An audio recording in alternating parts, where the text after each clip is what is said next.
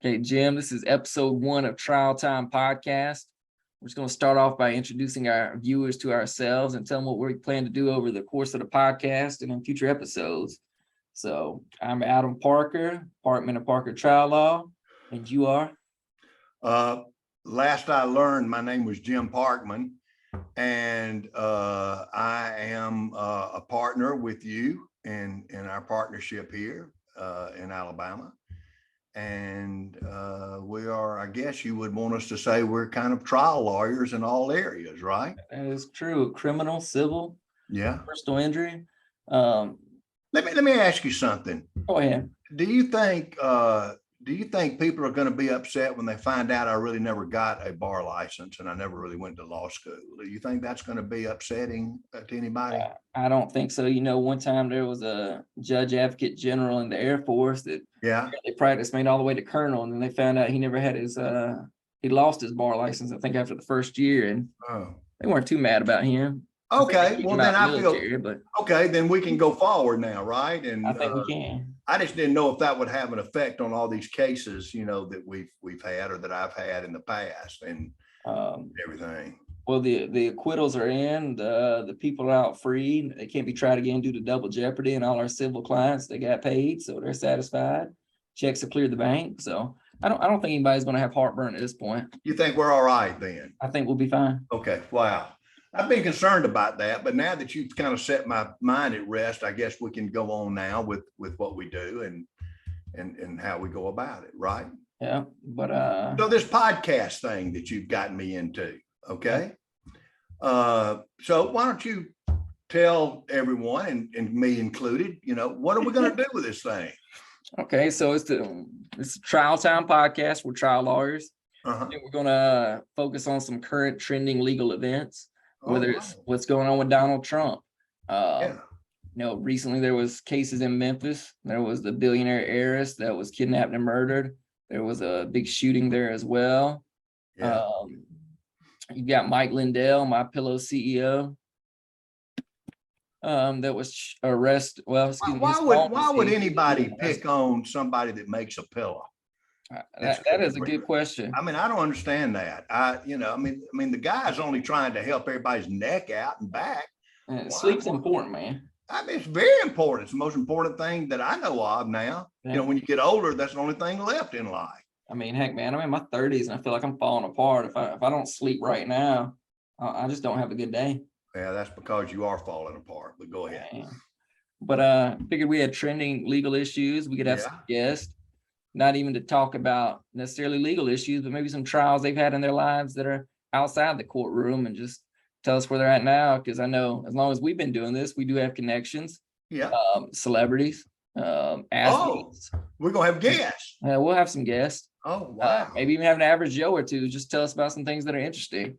Okay. And other lawyers as well, because Jim, and we'll get into our background a little bit today, but I mean, how many states have you represented clients in? Estimate. Probably, I mean, I have a list, but it runs about somewhere between 2/3 and 3/4 of the states in the United States. So 30 plus? Yeah. So somewhere right in there, 30 states. I'm sure in the 82 years you've been practicing law that you've met some lawyers in those states, and some that maybe want to be guests on our podcast. You know, you are, I'm glad you brought that up, 82 years. I wanted to tell you too that you're my second favorite partner. Okay. Abraham Lincoln was my favorite. He was a lot smarter than you, and he was a great writer. I don't know if you know that or not. And plus, I loved his hat. Great orator too. Oh wow, without a doubt. But his hat, I loved his hat. I always wanted that hat.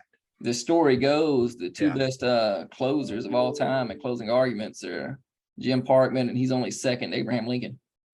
Well, Abraham was good now. I mean, I enjoyed being with him. He was very smart, very, very smart. And his wife, Mary Todd, was absolutely just a dear. She would make us biscuits. Unbelievable. This will make the podcast a little bit entertaining, because for people that don't know us, we do like to go back and forth with each other. Sometimes I think I get it worse in court. I know recently we had a case together and the judge turns to me and says, "How long have you been out of law school, young man?" "About 4 months." And well, the reason for that is when he asked you a question and you went,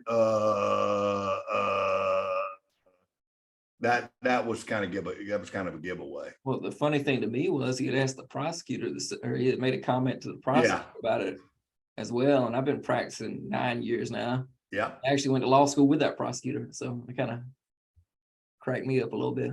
Yeah. So, that's got to be amazing to me, to be back into a courtroom with someone that you went to law school with. Yeah. I don't ever remember that happening right offhand to me. Well, I guess Valeska, the DA down in Dothan, he and I grew up together and went to law school together and college together at Alabama. And so, that was kind of fun. That was a lot of fun to me back then. I think you had a recent experience too. Didn't you do something in Hoover Municipal Court recently? Oh man, did I? I don't normally go to municipal courts anymore, but I wanted to go to this one. And the reason for it is that I had a professor in law school that taught me contracts. And of course, contracts is the biggest class in law school. Number one, you take it right off the bat. Okay. You have a year of it. But the person that I had for contracts ended up, he had retired just a couple of years ago from the law school and was the judge in city court. So I go there, and it's been 45 years since I've seen him. 45 years, not run into him anywhere. And I bet a police officer there in the courtroom for security, he said, Jim, he'll know you. And I go, he won't know me. This is 45 years ago. So I got up and started walking toward the bench. And the judge looked up and goes, hey, Jim, how you doing? Boy, that cost me that day, let me tell you. But it was good to see him. Yeah. Wow. Memories. Well, it's episode 1, so let's get into our backgrounds a little bit. All right. I'll go first because I'll be quicker. You've never been quicker, but go ahead. So as you know, I started off as an assistant district attorney in Houston County. That's actually where I met you. I sat second chair on a case where you tried.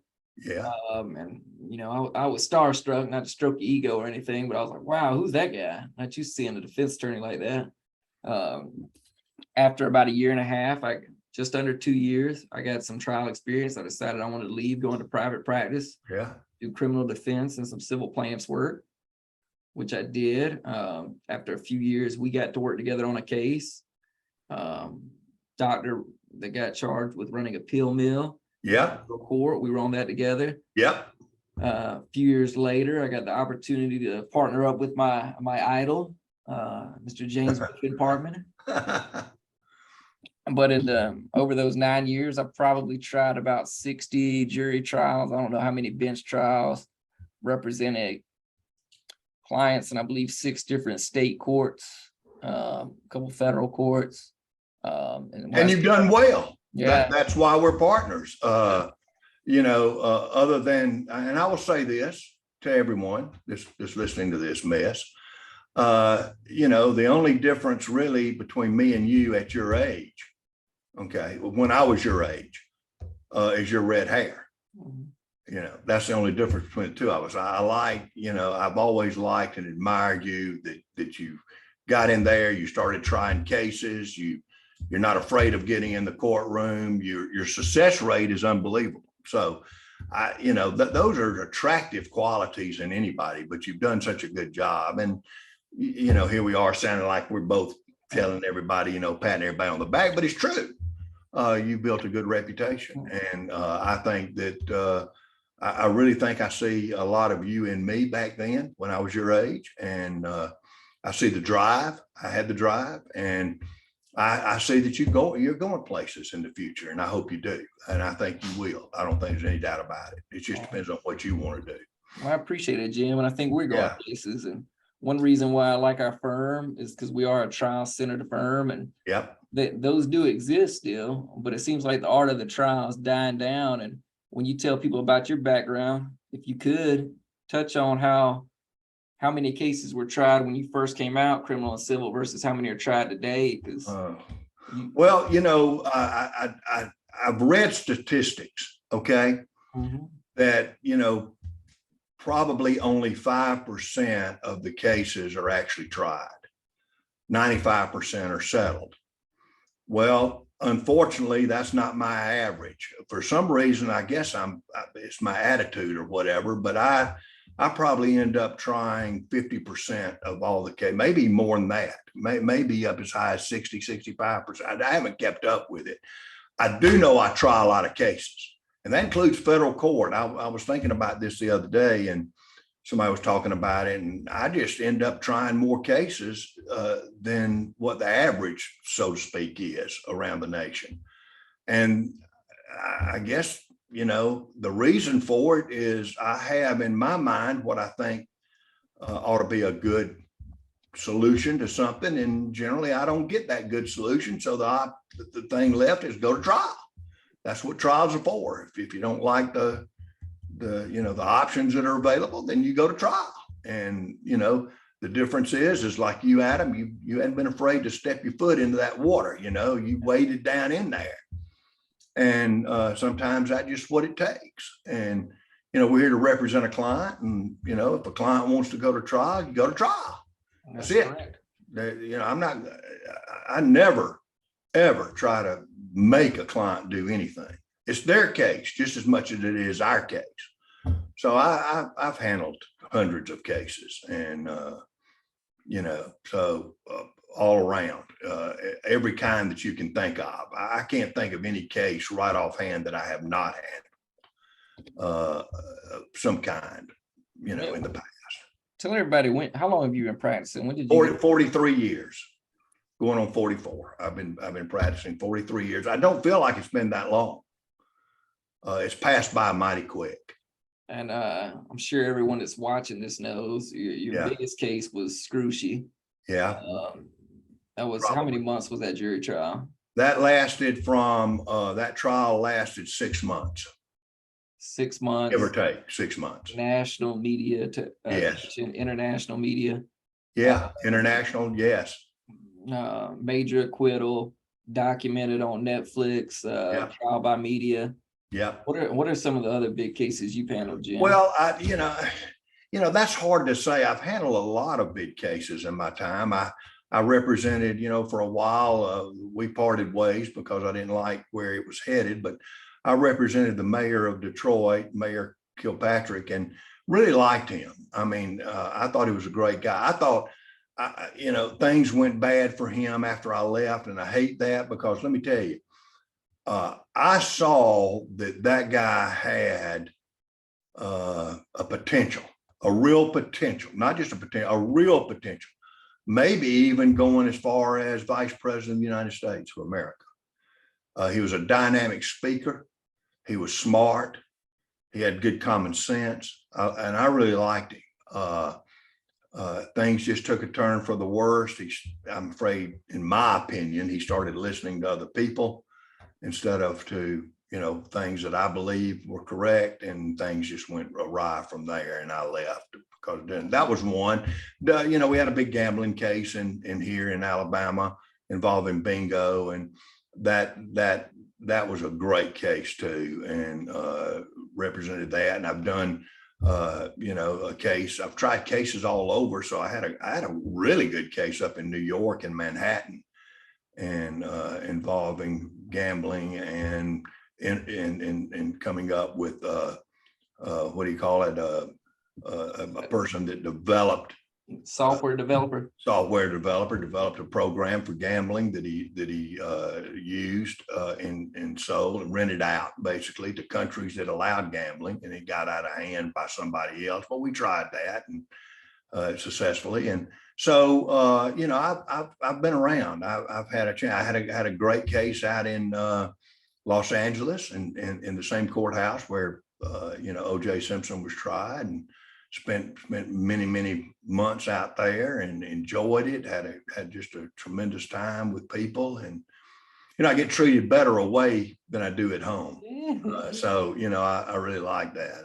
I really like going places, and I like seeing how other people do things and how they go about their court cases, and it's interesting. It always has been to me. one thing I've noticed when going out of state for cases is a lot of the procedural from state to state changes. It does,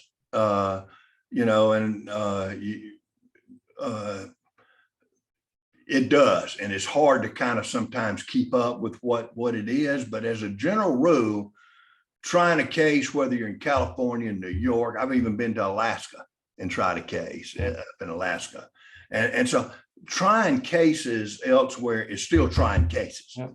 You may have a few rules that are different, but you can rely on other lawyers up there that or met or helping or whatever, and they can help you with stuff like that as a general rule. And so you just have to be. It's not case defying. It's just a matter of getting those little rules straight.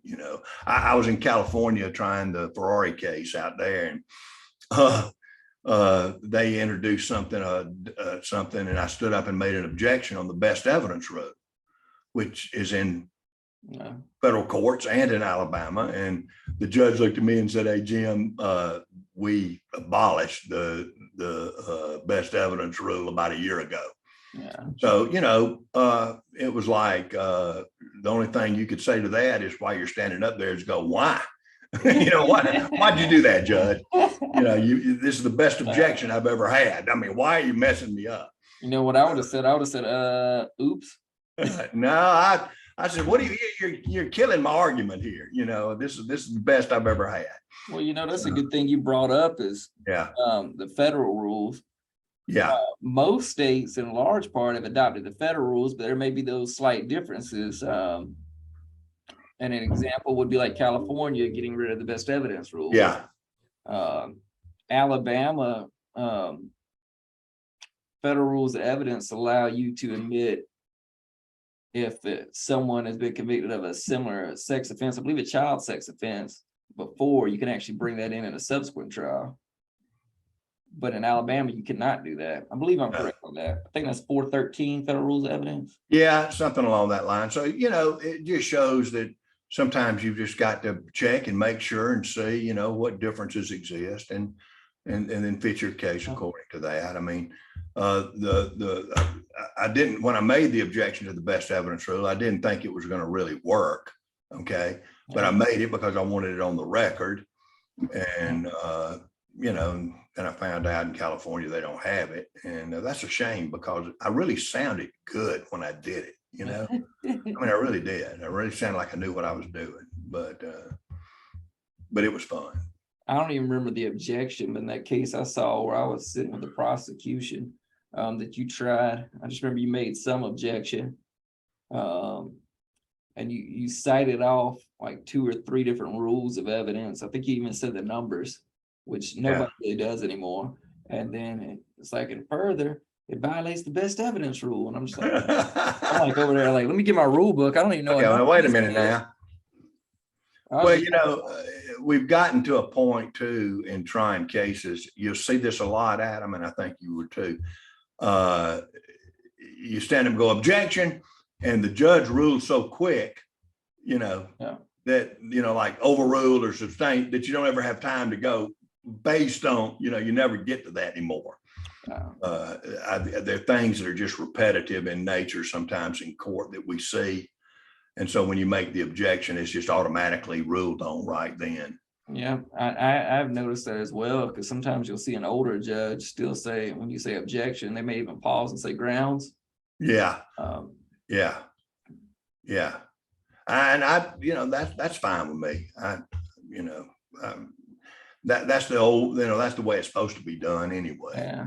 But, it's just gotten to now to where everybody's in a hurry, let's get through this case and get to the next one that, they just go ahead and we make the rulings and don't give you a chance unless you say, wait a minute, Judge, let me explain something to you here. I want to make sure I get this in, because if you don't, you're really not preserving it for review. But Jim, tell the viewers, tell them about your first jury trial. I know everybody remembers their first one. Oh, it's like your first kiss. Okay. You'll never forget it. It's always the greatest, thing to remember. But my first jury trial, I hadn't been out but like a week maybe. And I got appointed, back then, they appointed cases of indigent cases to lawyers. So somehow the judge just decided they were going to appoint me a murder case. And here I am. I've never tried a case out in really, a real case before. Yeah. So here I got this murder case, and probably one of the only cases I ever had at that time. I didn't have many more cases. I had that one, so I spent a great deal of time on it. But what it involved was a man went and found his wife at a bar dancing with a bunch of other men and drunk, and put her in the car. She was pretty drunk, and rode behind a business and put her out, and then ran over her, and then backed over, and then ran over again. Going forward. Yeah. But then he went and called the police, told them who he was and where the body was. So that was my first case. Now, you're going to say, huh? Let me guess. You were not able to get an acquittal. No, I did not. But let me tell you what I did do. Okay. I went to trial. Yeah. Okay. I mean, it was a bad case. Don't get me wrong. I mean, he called on the phone and admitted he did it. I mean, yeah, it was, come on. I mean, I didn't have much of anything. But yeah, I went on to trial with it and gave it a shot. And he ended up with a good sentence. I mean, but I tried it. I stuck my feet in the water and went and did it. And I'm glad I did. I think that kind of paved the path for me for the future in a way. If I'd have pled that case out, I don't know, I probably would have felt more comfortable in the future pleading a lot of people out instead of just going to trial. So it really helped me. I remember it very, very well. The district attorney, assistant district attorney, was a good friend of mine. I went to junior high school, elementary school, college. I went with him all the way. You're talking about Valeska? No, it was a guy named Mike Brown, who's a great lawyer.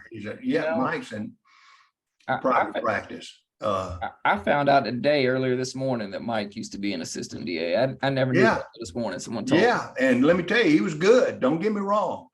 He'd been out a while, even though we were the same age. He'd been out a while because Well, you were a banker for a while. I was a banker and went to the Army and yada yada. So I got detoured along the way, but when I tried it, he was good. But